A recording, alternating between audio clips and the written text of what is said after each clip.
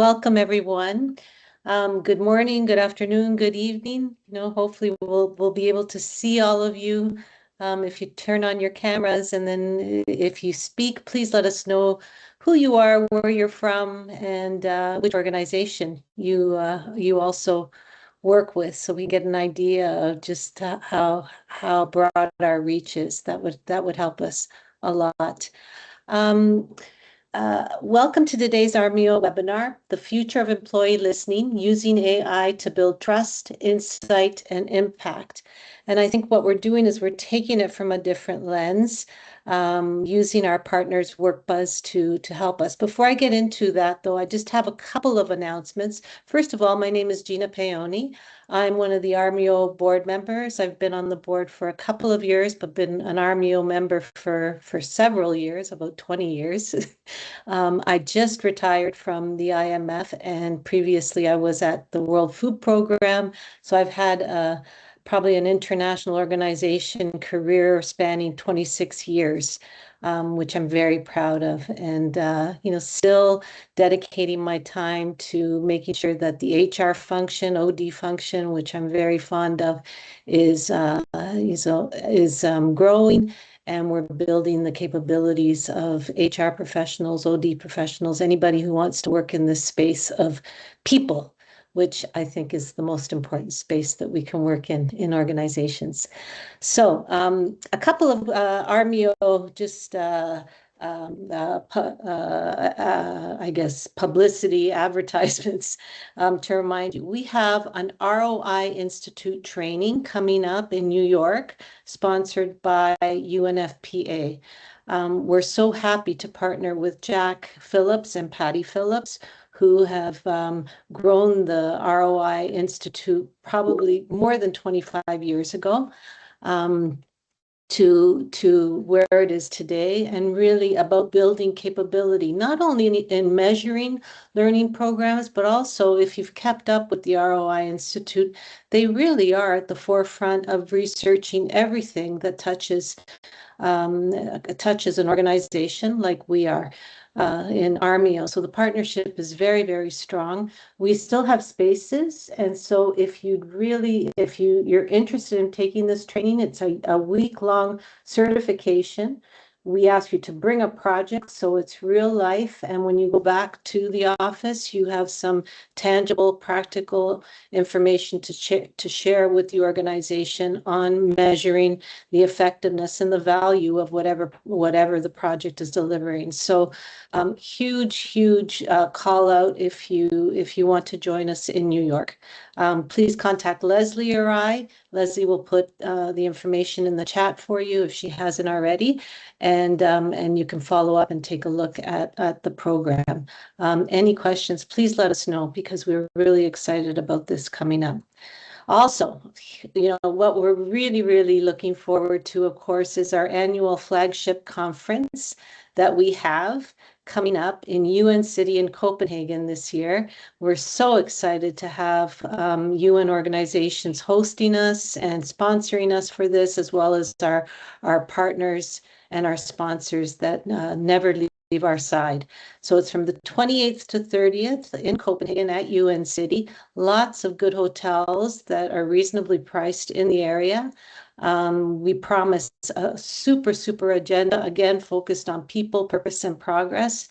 I've already spoken to a couple of potential speakers, and I can promise you that it's going to be just as exciting as the previous ones, except if not even more. We have a real diversity of people that are interested in speaking. So we're looking forward to this and looking forward to seeing you. So again, I think, Leslie, thank you for all your help in everything you do. Has posted the information there. She's going to be sending out the call letter, I think today or early tomorrow, for announcing the conference and the early bird prices. So please sign up so you can get the discount. Okay, enough of that. Let's get to the task at hand. So AI, artificial intelligence, is, I think we've talked about it, we've read about it, it's moving at the speed of sound, but the applicability is so diverse in the organizations that we operate in. And I think what we're trying to do here at AHRMIO is bring you a lot of different realities so you can kind of piece it together and say, what does this mean for the people in our organization? Because HR does have a role in this. This is not a technology transformation. This is really a huge change exercise, as we've all gone through for many, many years, using a tool that can really enhance our work. But it's reshaping the way organizations operate, and you can see that, and how HR leaders are increasingly being asked to help guide the transformation. So one area that we do see significant innovation is in employee listening, moving beyond traditional surveys towards more dynamic, responsive, and insight-driven approaches that help organizations better understand and support their people, which is why we're here. We're pleased to welcome our speaker, Lewis North, who is the Chief Technology Officer and co-founder of WorkBuzz. This is the third webinar that we've been able to do with WorkBuzz, I think in the past year or so, so we're so grateful to have your partnership with us, Lewis, and your team, because you bring very different ideas and from different viewpoints. So you've really studied this and have extensive experience in the intersection of AI, employee engagement, people analytics, and organizational psychology. And so I think you've really helped in your work at WorkBuzz with organizations, especially international organizations, applying AI responsibly and effectively to improve employee experience, generate deeper insights, and support better decision-making. So today, Lewis, we're hoping that you will share practical perspectives on how AI is transforming employee listening and helping to organizations to see the real value and how HR leaders can prepare for what comes next. Lewis, thank you again for joining us, and we're delighted to have you. And without further ado, I'm turning the session over to you. So I will spot what we'd like to do is have Lewis go through the polls and the slides, so it'll be very engaging, but we'd ask you to leave your questions to the end so then we can have a good discussion. If it's something really, really urgent, raise your hand, put it in the chat, and I'll be spotting Lewis so we don't lose sight of anything. Thanks very much. Good stuff. Thank you. Well, that's quite an introduction. Thank you, Gina. One correction in there. I'm not a co-founder of WorkBuzz, but I have been here for quite a long time. So just to clarify on that. But yes, so I'm the Chief Technology Officer at WorkBuzz. I'm incredibly excited to be here with you today to talk about AI and how that's impacting on employee listening and organizational listening. And as Gina said, this is the third now of our webinars series between WorkBuzz and AHRMIO. So it's great to continue to build that relationship with the membership of AHRMIO. I was reading the AHRMIO website earlier today, and I saw there's a banner that said, "Unleash human potential and shape the future." And if I think about the world we live in today, where change is the new constant for us, isn't it? Tools like AI are really going to be absolutely necessary for you to be able to unleash that human potential and help you shape that future. So hopefully we can bring you some insight here that is useful. Let's just move on. So what we'll look at, I'll do a very brief introduction to WorkBuzz and what we do. We'll then roll straight into some polls. And really this is for us to just get a measure of how far along this AI journey you are as organizations. And then we'll compare that to some of the findings from our Future of Work study that we did last year and see if there's any correlation there. We can then look at an AI adoption framework that you could utilize and some ground rules around that. And I've got some tools that you can go away and explore as well to develop your own skills with AI. We'll then look at this double-sided problem that we've identified at WorkBuzz and then how we're helping people to solve that. And then we'll talk about the power of storytelling as well before we then roll into some Q&A. So as Gina said, if you do have questions, please add them in the chat and we can pick those up at the end in that Q&A session. That would be great. So very briefly, a quick bit of detail about WorkBuzz.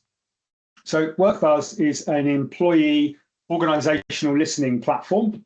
And really, this is about enabling your colleagues to have a voice. And we very much see ourselves as the custodian of that voice and have obviously lots of confidentiality protections and things like that in place to kind of protect that voice. But what we aim to do is empower our clients to turn that voice into organizational intelligence that helps you to make strategic decisions. That's the kind of North Star for us.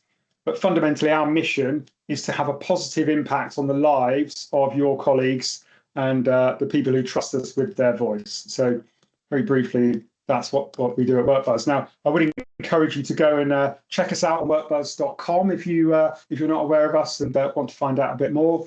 We have over 400 global customers, many of those in the non-profit and non-government orgs as well. And I think there's some of our customers are here today, or our clients are here today from IOM and CGIAR. So great to see you if you are on the call today. So fundamentally, organizational listening, the whole point of why we listen to our people is to drive change in our organizations, isn't it? It's to make things better. So we've got lots of features in our product that enable you to do that. We've got our People Science AI product, which I'm going to give you a bit of a walkthrough of that shortly. We've got perspectives, which again, I'll show you. We've got action planning, onboard and exit surveys, all of these things that help you to be more effective as a HR function and help your people leaders be more effective.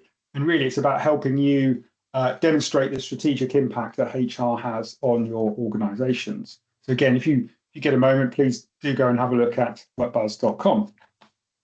Let's move into some polls. So we've got 3 questions. I think Leslie's going to launch those for us. If you could go ahead and answer those poll questions, that would be great. And then we can look at the results of that and see how they compare to our findings from our Future of Work study. So the first question is, what describes your organization's current AI usage?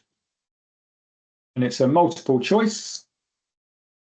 Just going to pull this up to check that I can see that. Yep. So AI is embedded in our culture. AI is part of how we work in key areas. We're running early experiments to test AI's value. We're exploring AI, but not yet using it, or we're not currently using AI or considering it. So that's question 1. I see some of you are answering that. Great, thank you. So the second question is, how involved is HR in shaping adoption across your organizations?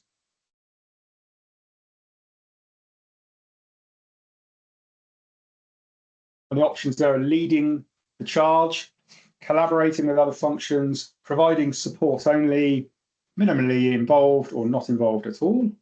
Again, it'd be great if you could answer that question for us.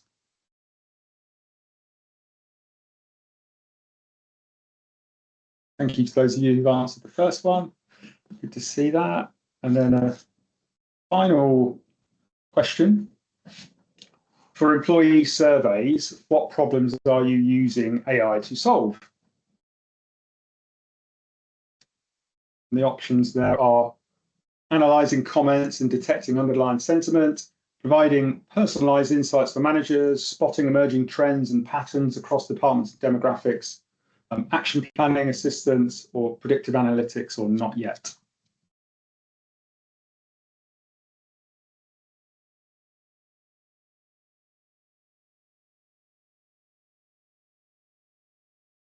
Good stuff. Right. So let's have a look then at how this compares to our findings from our Future of Work study.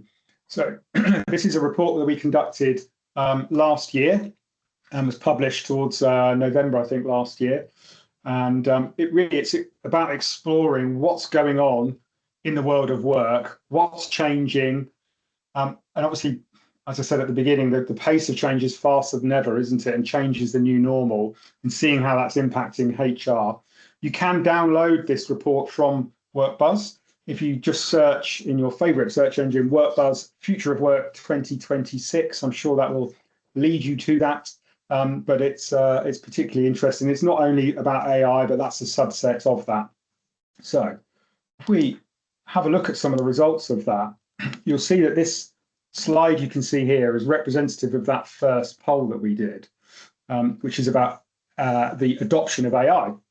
So the pie chart you can see here is that 80% of respondents are in the early adoption phase. So they're either not using it, they're exploring it, or they're doing early experiments. And when I then look at the data from the poll that we've just done, we can see that we're starting to see now more that AI is part of how you work in key areas, which is great.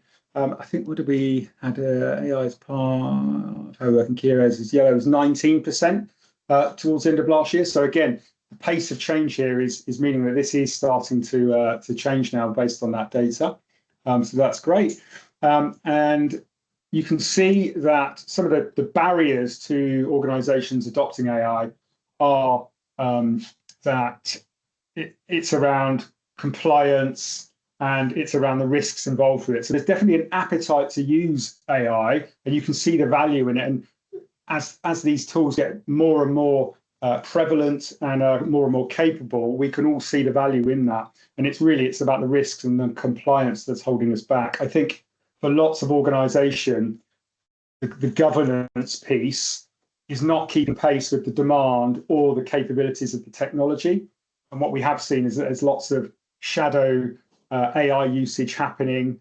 We've heard stories where things like ChatGPT, when that started to get prominence, was outright excluded from use. So people were just emailing things home, doing it at home, and then sending it back.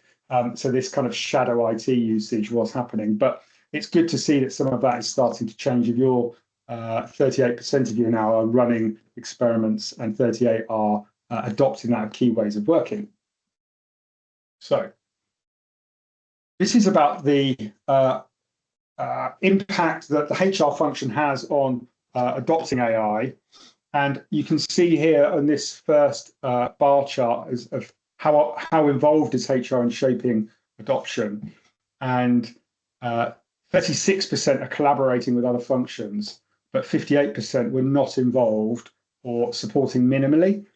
So let's have a look at how that compares with you. So minimally involved, 46%, collaborating with others, 30%. So it's kind of similar. I think the interesting accompanying data point to this, if you look at the chart on the other side, the line chart, you can see that where organizations are, or HR is collaborating with other functions, there's a 26% difference when the HR function is really closely aligned with the exec team.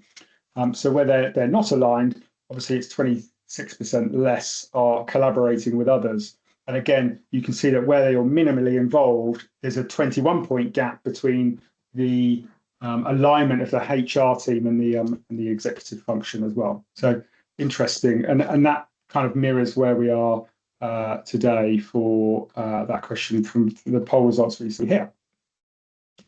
So let's move on. How AI is being used in HR and employee listening. So you can see here that from the Future of Work study, the top uses were for recruitment and talent acquisition at 38%, L&D at 28%, and for the HR service delivery, 25%. And again, if we have a look at how you are using it here,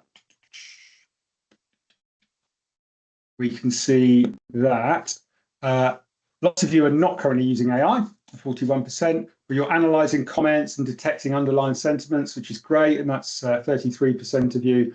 And then it's a kind of spread across that. So again, kind of represented by what we saw last year in the Future of Work. So we're all at different stages on the journey. I think the thing to be mindful of is that you're not being left behind. This is moving at incredibly fast pace. And even for a company like ours that is in technology, it's hard for us to keep pace with this as well. So don't feel like you are being left behind by other functions or other organizations as well. So let's have a quick look at how you could start to adopt AI within your organizations and within your functions. Clearly, there is an appetite for AI usage, and this is really just some high-level guidance on how you could adopt it and start to implement that within your functions. Before we do that, I just wanted to share this quote with you, and this is from Roy Amara, who's an American futurologist. So we tend to overestimate the effect of technology in the short run and underestimate the effects in the long run. And I think that is very evident of where we are today with AI. If you think about, you may be familiar with the Gartner hype cycle, which is like a roller coaster of how technology is adopted into society and organizations, where we have the peak of inflated expectations. This is going to change the world and revolutionize how we work. As reality starts to bite with technology, quite often we fall down into the trough of disillusionment as people dismiss it. And then it kind of rises back up again into, I think it's called the plateau of adoption or something like that. And you can see that AI is right at the top of the kind of the hype cycle at the moment. And this is really fueled, and it's sustained that position because of the pace that new advances are coming on stream. I think companies like Claude, the updates to that product, Anthropic and their product Claude, the updates to that product are just mind-bogglingly fast, and that's what's keeping it at the top of the hype cycle. So let's move on to a simple framework. So here is a very simple framework for you to think about when you're trying to adopt AI into your organizations. And this is the first principle about aligning to a problem. We have this very much from a software perspective. Actually start with the problem, fall in love with the problem, not the solution. So start with a real HR pain point, don't start with the tools.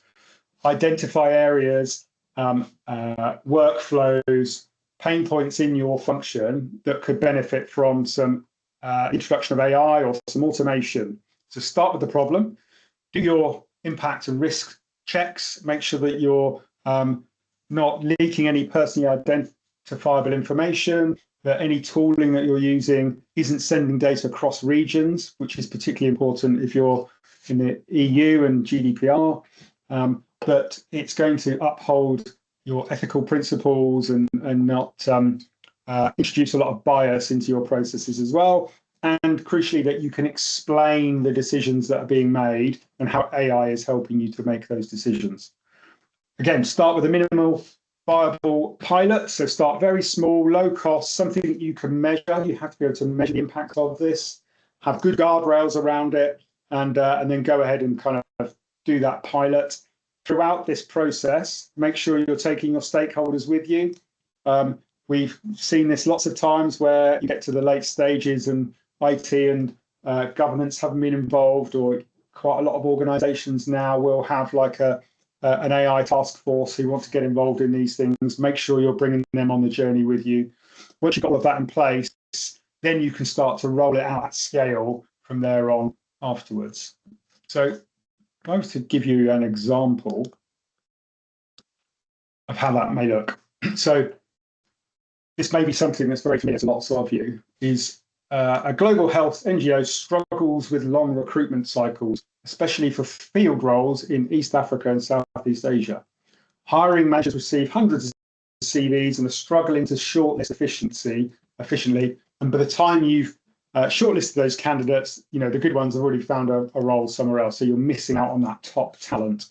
Now, if you were looking to try and roll that out, again, start with the problem. You found that it's taking 12 to 16 hours per role to shortlist candidates. And again, part of this aligning to the problem is measuring the problem, so you know the size of the problem. You've done your impact and risk checks. So let's say we're going to use some AI to analyze the CVs you're receiving, making sure you've removed names and demographics that could introduce bias into this process, and you're protecting their personally identifiable information. Start with that minimum viable product. So maybe you run a 4-week pilot or one specific role where you do this, and maybe it's with an AI-assisted CV summarizer. Lots of recruitment tools now include these sorts of things within them. Or maybe it's as simple as a custom GPT that you build yourself. So tools like ChatGPT allow you to create a custom GPT and set some rules and some instructions. You could give it the job description and the roles and responsibilities, and then also introduce the anonymized CVs and get it to match based upon that. Very simple solution. And again, engaging your stakeholders, making sure that you've been through the process with them to check that there's no legal concerns or compliance, and that your field staff are then trained on how to review those outputs with that human insight. The objective here is not to make the decision, and you shouldn't, at this point, you shouldn't be leaving AI to make the decisions for you. It's about helping you to make those decisions and aiding you to do that. And then looking to roll, if that works and you can see that you've cut the time it takes to shortlist candidates by 70%, as it says here, use that then as a cookie cutter model to roll out across the rest of your organization. So here are some very useful tools. If you are interested in utilizing more AI, you can go and have a look at. So Anthropic, the company who make Claude, have a fantastic set of resources that you can go and look at and understand more about AI. OpenAI have their academy as well, also an excellent resource for you to learn more about the capabilities of these tools. They do a lot more than just answering your questions, and you can actually connect them up to other systems and multiple systems to be able to provide inference across different data sets. So it's definitely worth exploring all of that.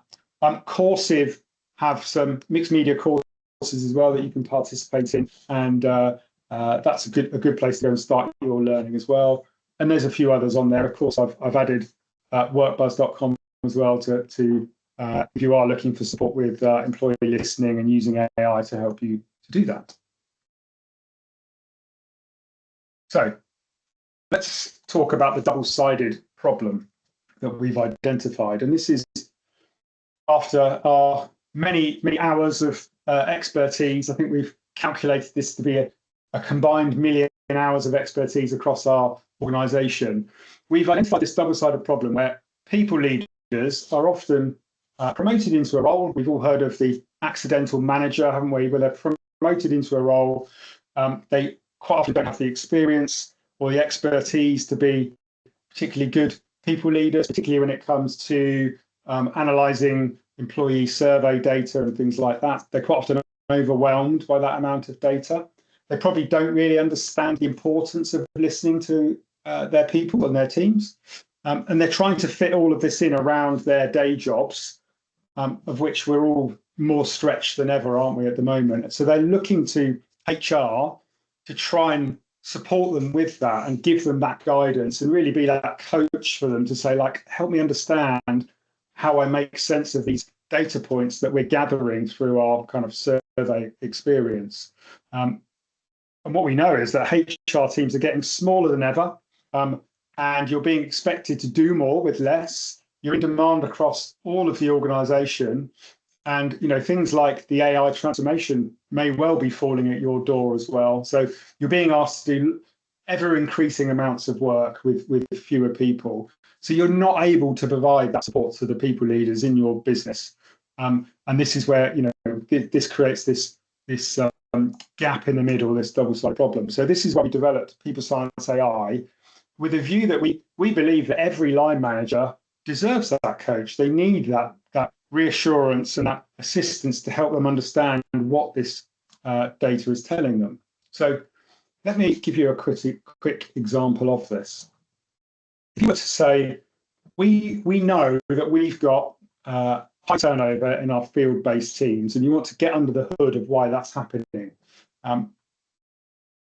If we take an example like we would do in WorkBuzz, and these are very WorkBuzz-centric screen grabs here, but similar principles would apply however you are doing organisational listening. So let's say we apply some filtering in our hierarchy to say regional operations, that is our field-based team. So I apply that filter.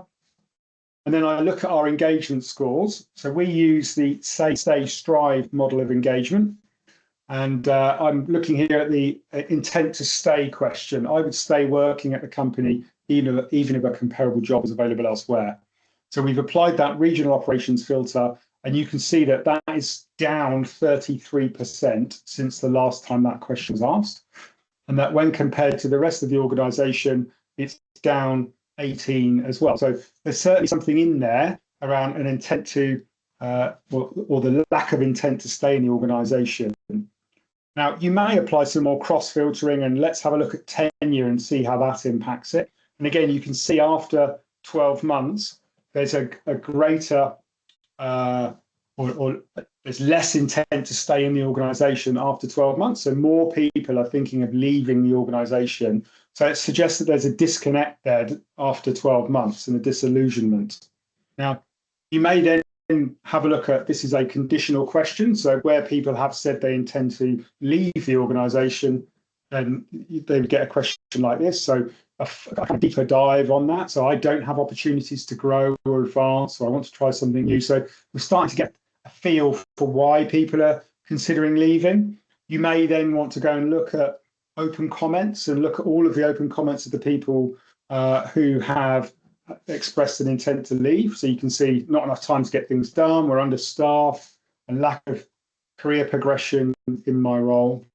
So we're making sense of this now as to what this high turnover could be, or why that could be happening. Now, if you think about how you're doing this, balancing this with all of your workflows as well, and your workload, sorry, you're having to make sense of all of this. You're trying to explain the narrative to the organisation, and actually, you're trying to do this across the whole organisation, not just at the overall level. And do you have the time to do this right now? So again, you could look to use AI to help you here. So this is how we've manually been through that process, the steps we've looked at, and that you would probably go through when doing the same thing with your survey results.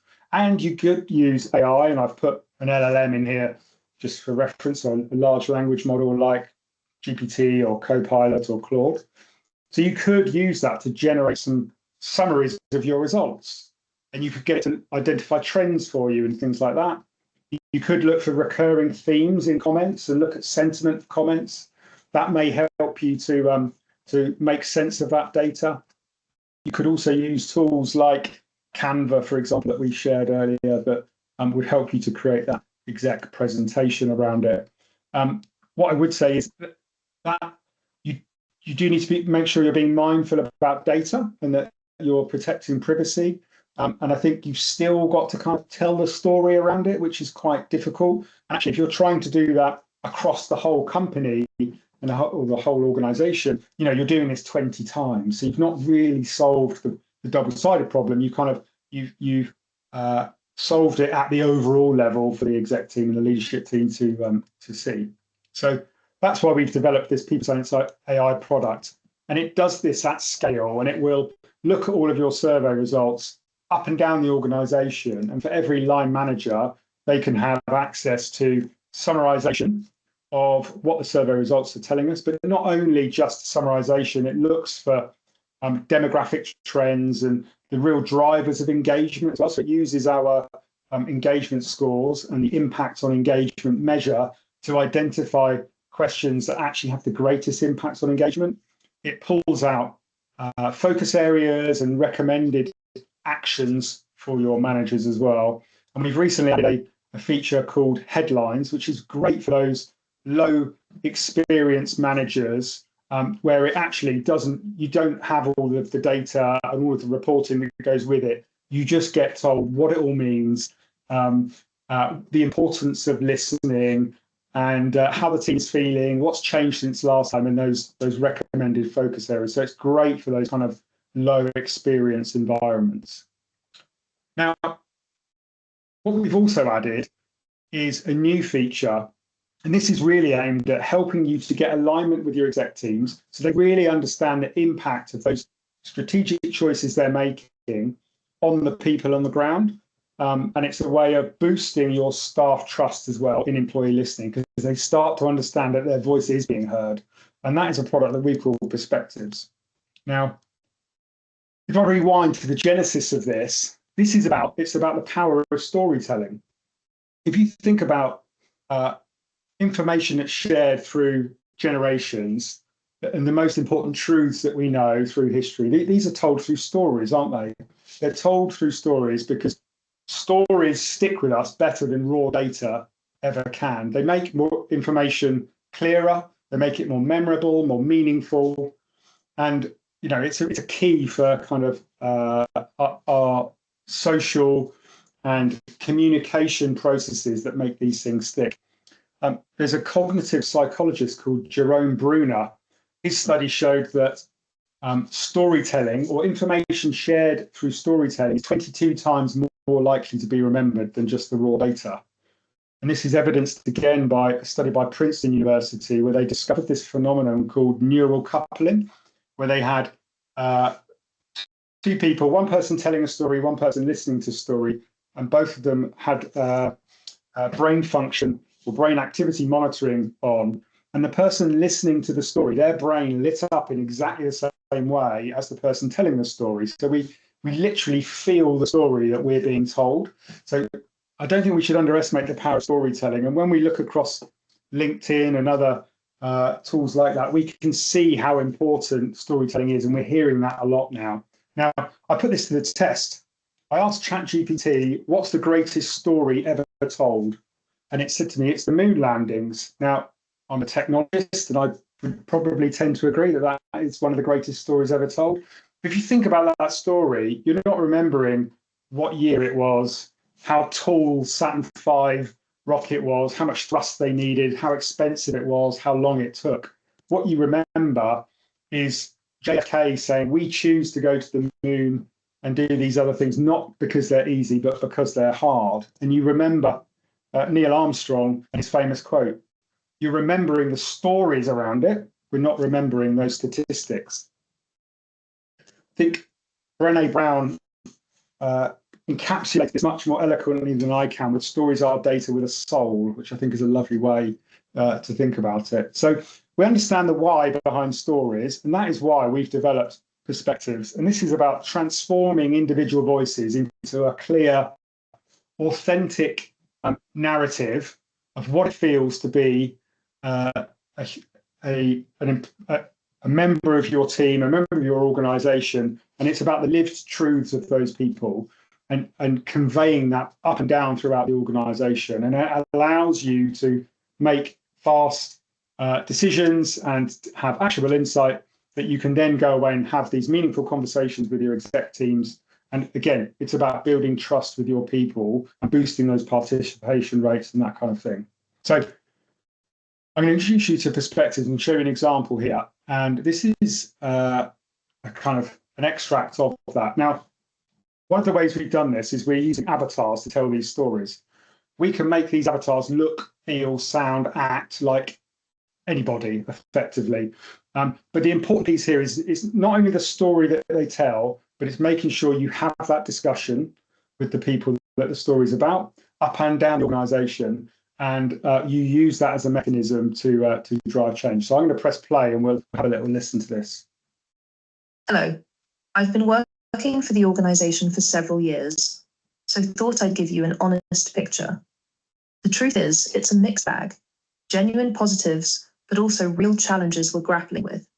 On the positive side, I still believe in what we do here. The mission matters, and when I get time to focus on actual work, it's rewarding. My colleagues are brilliant. We really support each other when workload gets intense. My line manager is trying hard to make things work. They do listen, but they are just struggling for capacity. Generally, the workload has become extremely unsustainable. I'm regularly doing 10 to 12-hour days just to keep up with BAU. We've had redundancies, but the work hasn't gone anywhere. It's redistributed among fewer people. I'm essentially covering what used to be 2 roles without appropriate recognition. With inflation and the increased cost of living, my salary isn't stretching like it used to. Here's the thing. I don't want to leave. The work can be genuinely interesting, and the organization has strong industry reputation, but I worry about sustainability.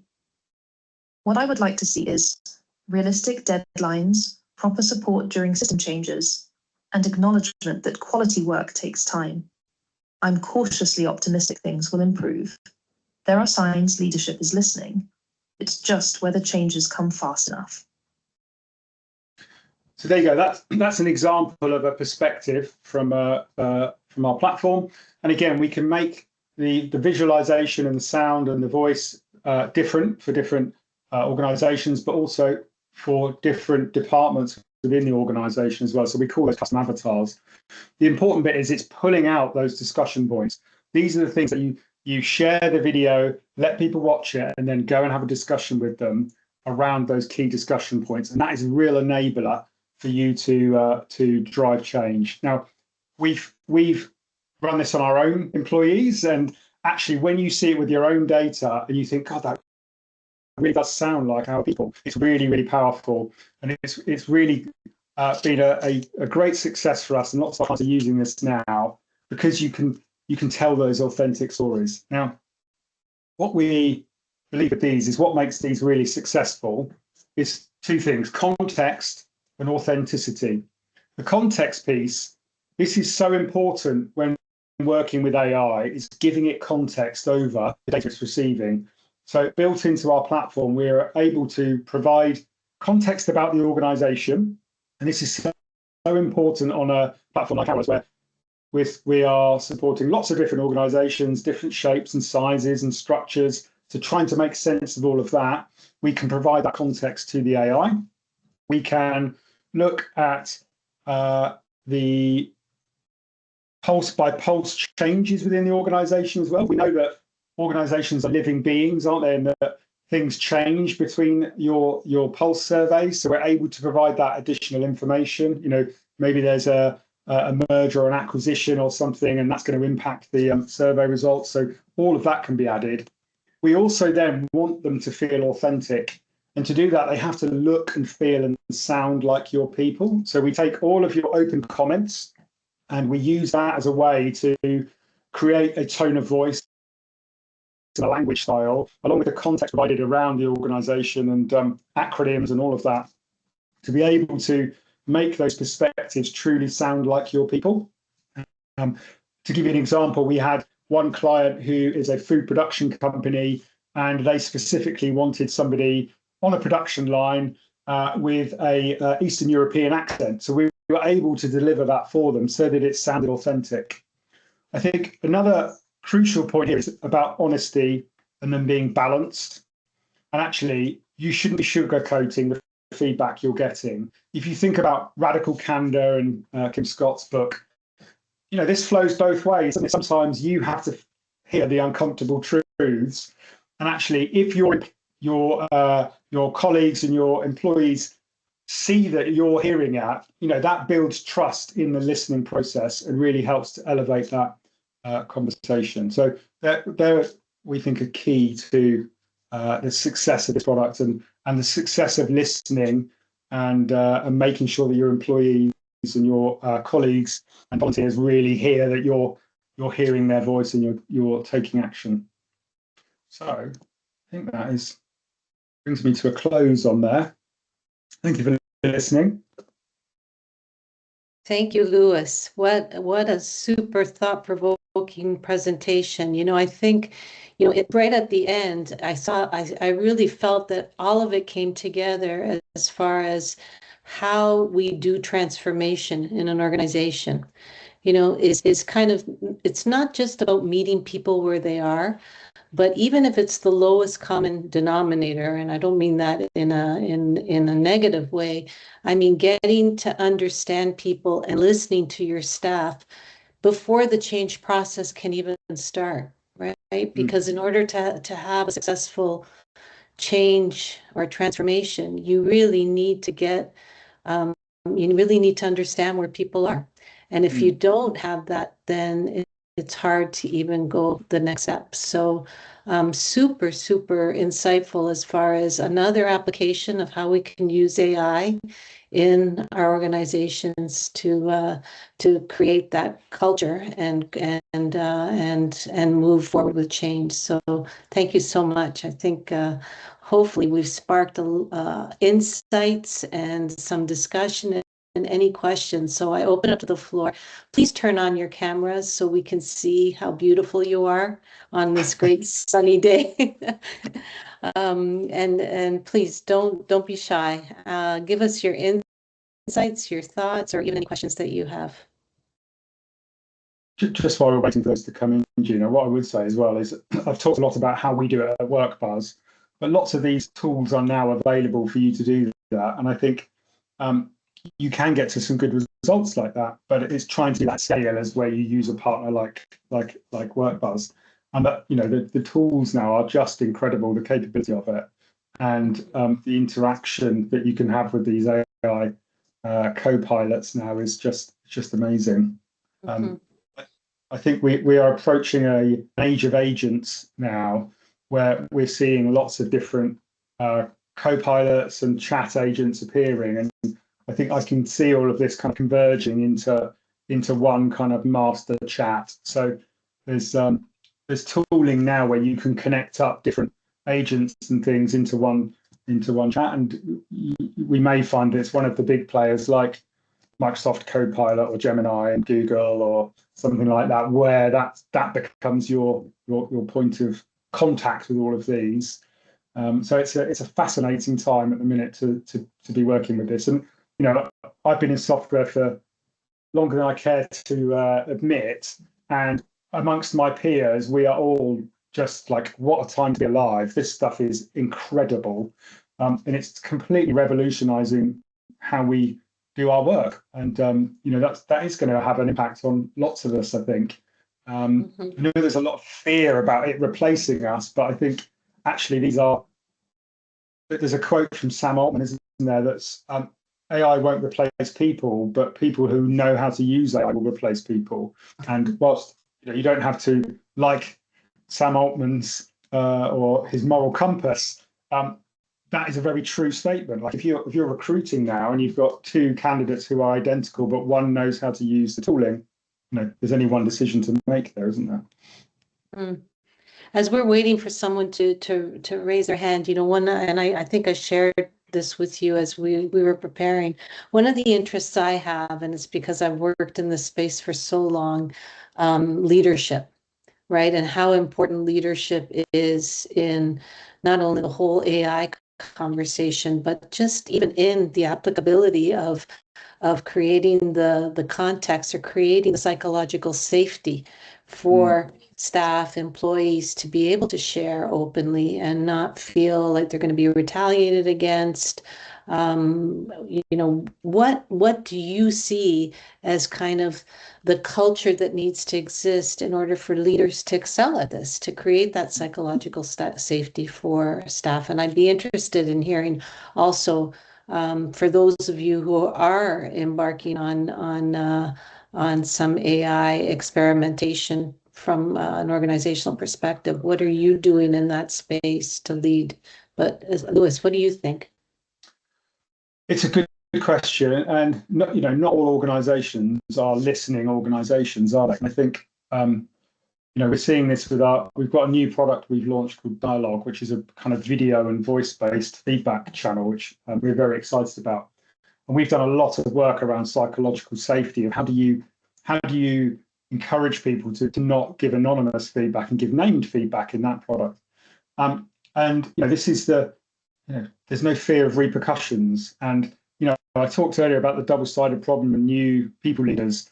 There is a tendency, isn't there, for them to try and work out who said that comment and go and take action over it. And that's like the worst thing you can do, isn't it? Is to try and do that and just holding your hand up to say, that's a fair comment. So I think it is about building that trust. And I think lots of organizations, and we see this as lots of our clients, is they're too afraid to really show the truth of what they've seen in their listening because they want to sugarcoat it. And I think actually by not doing that and saying, you know, here is the honest picture of what you've told us, it's so powerful from a trust perspective to say, you know, for the colleagues to realise that their message is making it to top, and that there will be action taken off the back of that. So I think it's probably that it's demonstrating you've heard their voice, that you're going to do something meaningful about it, but it's an honest conversation as well, and that it's okay for people to get it wrong, and it's okay for people to give you robust feedback.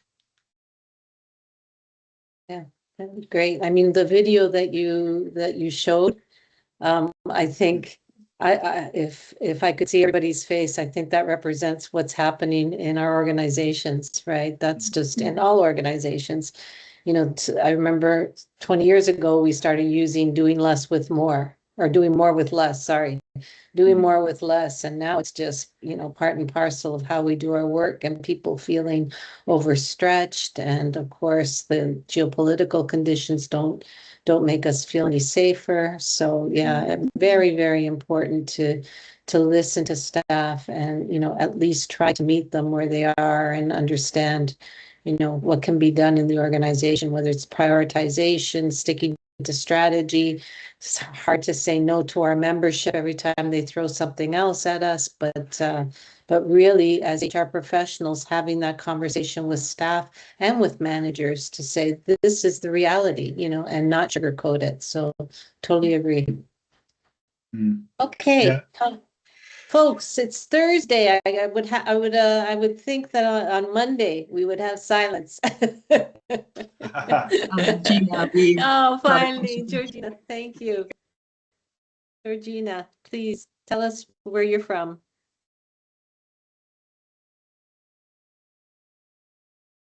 Georgina posted in the Q&As here. Okay. Oh, there she is. Hi. Go ahead, Georgina. I think there's something with our settings. Oh. Just a second. There we go, Georgina, if you give that a try. Yeah, I think you'd muted everybody. Yeah, two questions from me. Thank you very much, Lewis. Very interesting presentation and some very thoughtful comments that I'm completely aligned with from Gina there. You mentioned very quickly in that very nice blueprint that you gave for getting started on different projects, that it was very important to have clarity around decision making, especially when it's AI enabled. And I wondered, I'm not entirely sure we can be 100% clear, because it's a bit of a black box how that algorithm, you know, makes predictions. Really, we can talk about criteria, we can talk about context, we can talk about prompting, I imagine, we can talk about all those things. We can even talk about AI design, but agent design, but we can't actually say how this decision was reached, I don't think. So do you have any advice for how we can deal with that? And the second question is, I think AI prompted action planning is very exciting. You know, you always get so many more creative ideas, not just from the analysis. But how do we make that land with managers as a sort of you know, stimulating a departure point for their work, instead of just another piece of overwhelming obligation that they have to deal with? Because it seems to me when ideas are unlimited, then we maybe have to have a role in somehow scaling it so it's more human, and perhaps have a role around asking the questions that they need to answer. But anyway, those are just two things that if you have any thoughts on, it would be very interesting. Thank you. Thank you, Georgina. I'll tackle the first one about the black box first, I think. You know, in technology, we talk about having a human in the loop for decision making, and actually that remains true, that you shouldn't really be letting the AI make the decision for you. It's a way of helping you to make the decision and providing you with the ability to have all of the data to be able to make a decision. It really depends on the application of this. Like, to give you an example, I talked about people science AI and the summarization that we do. We then have an AI evaluation framework where it takes the summarization that's come out of the AI, and we then use like another AI as a judge to say, is this a good one or not, and does it fit our model? So we then score all the different elements of those summaries to say, you know, does it identify anybody? Is there any bias in there? Is there any, is it identifying people inadvertently through some kind of demographic? Like, for example, if somebody said, I've just returned to work from illness or maternity leave, that could identify an individual. So we have this scoring framework in place.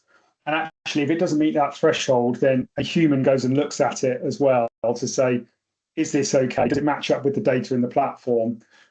So that we're not just so that we have some governance around it. So in that example, we have a framework in place to do that. I think if we think about the CV example I was sharing, you know, you're still going to have to go and sense check some of it. And actually, this is a way to refine that process for you, but the decision is still in the hands of a human as to who you interview and who you progress, but it's a way to shortlist that for you. So I think keeping the human in the loop is still important at this stage, particularly where there's decisions being made. Does that answer your first question? Yes, it does. I guess I was being more, complicated and thinking about the actual way it even comes up with that information. But for me, it lies around being completely transparent, and the idea of informed consent becomes very important in that. I get entirely what you're saying. I couldn't agree more. Yeah, thank you. On the second topic, the action planning, I think we have an action planning product and we're working on it at the moment. And context is so important, and suggested actions don't work, up and down throughout the organisation.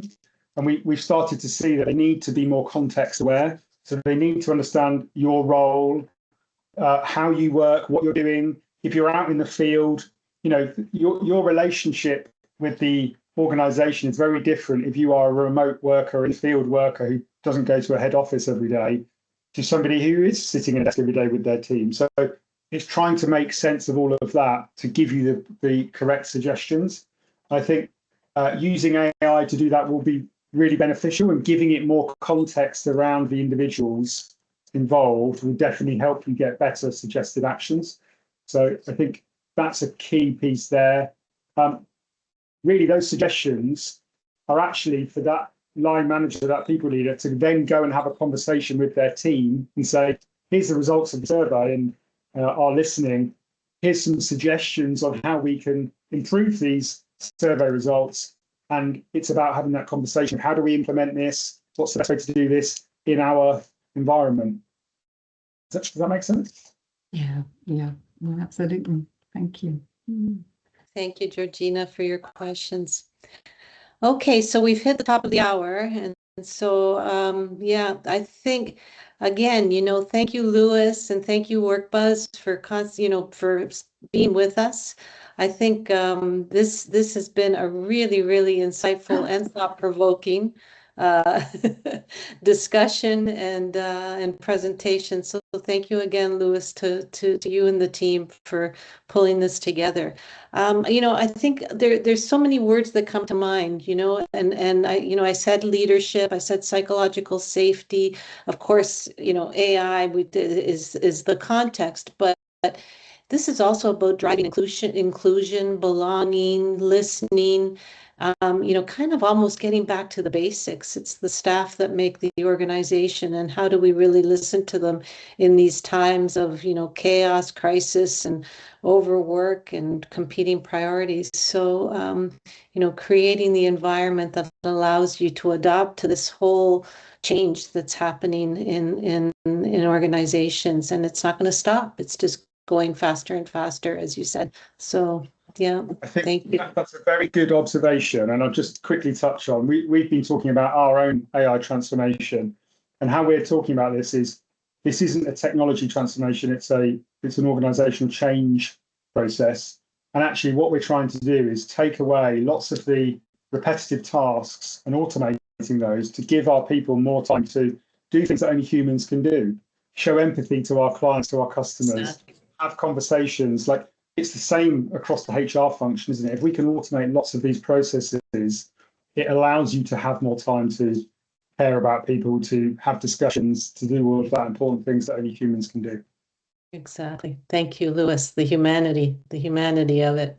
That's the importance. That's why we're all here. And that's why, if you're an HR professional, that's why you got in the business, right? So it's a good reminder. Thank you. Okay, so again, let's close this session. Again, just repeating, thank you, Lewis. Total thanks to you.